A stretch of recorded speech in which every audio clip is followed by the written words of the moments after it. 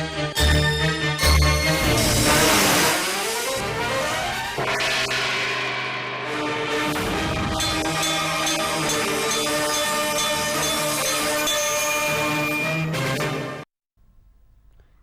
ఘంటారావానికి స్వాగతం. ముందుగా ప్రధాన అంశాలు.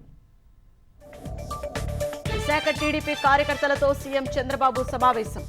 ప్రజల నుంచి వినతులు స్వీకరించి పరిష్కారానికి హామీ.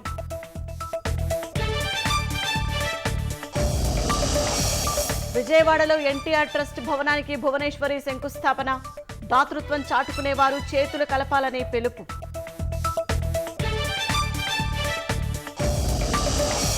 బియ్యం అక్రమ రవాణాపై ఉక్కుపాదం మోపామన్న నాదెండ. గతంలో కంటే కఠిన శిక్షణతో కేసులు పెడుతున్నట్లు వెల్లడి.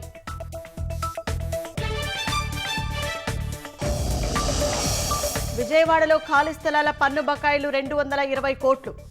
రాబట్టేందుకు వీఎంసీ చర్యలు చేపట్టినా ఫలితం శూన్యం.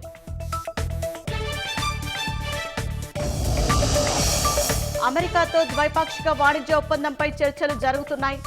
ట్రంప్ విధానం భారత ఆలోచనలకు సరిగ్గా సరిపోతుందన్న జైశంకర్.